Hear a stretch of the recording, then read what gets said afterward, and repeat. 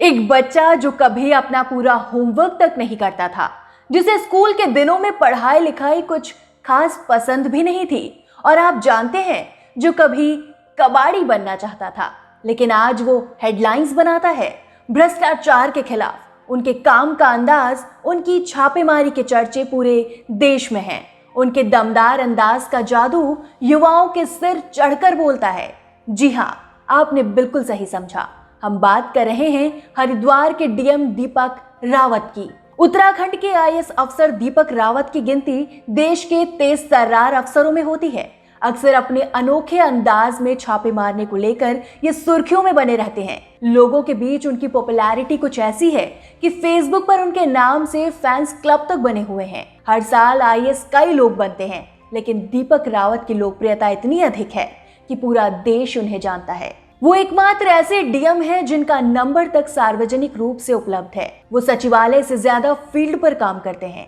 आए दिन बेधड़क कहीं भी जांच के लिए पहुंच जाते हैं, और उनके इन्हीं कारनामों ने उन्हें इतना फेमस कर दिया है। वो कभी अस्पताल जाकर चेक करते हैं, तो कभी किसी दफ्तर में बाबुओं की खाट खड़ी करते हुए नजर आते हैं। कभी रास्ते में बिना नंबर प्लेट की बाइक रोककर जांच पड़ताल करने लगते हैं, तो कभी रास्ते में रुककर खेल रहे बच्चों से उनके सपनों को सुनने लगते हैं। तो चलिए आज उनके जीवन से जुड़ी कुछ खास बातों के बारे में जानते हैं। 41 साल के आईएएस दीपक रावत का जन्म मसूरी उत्तराखंड में हुआ। उनकी पत्नी विजेता सिंह पेशे से एक वकील हैं। इनके 2 बच्चे हैं, दिरीशा और दिव्यांश। दीपक 2012 बैच के आईएएस ऑफिसर हैं। हरिद्वार के डीएम बनने से पहले दीपक नैनीताल के डीएम थे, और उससे पहले कुमाऊं मंडल विकास निगम के एमडी। दोस्तों, एक सफल आईएएस बनने का सफर जाहिर है इन्होंने ऐसे ही तय नहीं किया। हमेशा खुश मिजाज रहकर उन्होंने अपना फोकस अपने लक्ष्य पर रखा। लेकिन जो कभी कबाड़ी बनना चाहते थे, वो अचानक ऐसा क्या हुआ जो आईएएस बन गए। तो उन्हें ये प्रेरणा मिली मसूरी में आईएएस ट्रेनिंग सेंटर की बस से, जिसे वो रोज देखते थे।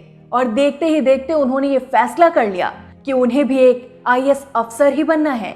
इस संघर्ष के सफर का सामना उन्होंने कितनी हिम्मत और सूझबूझ के साथ किया, इसका एक छोटा सा एग्जाम्पल हम आपको उनके ही एक आईएएस इंटरव्यू में दिए गए जवाबों से समझाते हैं। उनसे पूछा गया था कि जीरो कैसे खाता है। इसके जवाब में उन्होंने कहा कि जीरो से हम सबसे पहली चीज ये सीख सकते हैं कि हमें जिंदगी में मल्टीप्लाई करना आना चाहिए, क्योंकि जीरो को किसी भी नंबर के आगे लगा दें तो वो 10 गुना हो जाता है, 2 20 बन जाता है, और 3 30। साथ ही जीरो हमें न्यूट्रल रहना भी सिखाता है, क्योंकि जीरो को किसी में जोड़ दें तो उस नंबर की वैल्यू नहीं बदलती।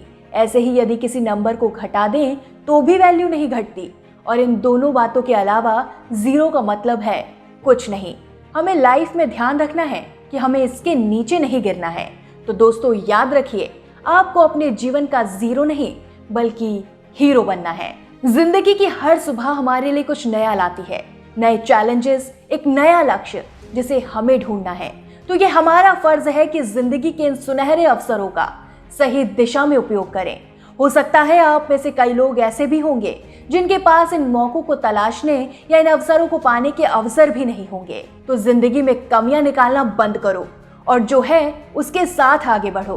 दोस्तों, दीपक रावत की सफलता नहीं बल्कि उनका अलग अंदाज, उनकी ईमानदारी उन्हें इस भीड़ से अलग बनाती है। तो जिम्मेदारी सिर्फ सफल होने की नहीं है, बल्कि अब औरों से अलग बनने की है, कुछ हटकर करने की है। आखिर में बस आपसे इतना ही कहना है, कुछ लिख के सो, कुछ पढ़ के सो। तो जिस जगह जागा सवेरे, उस जगह से कुछ बढ़ के सो।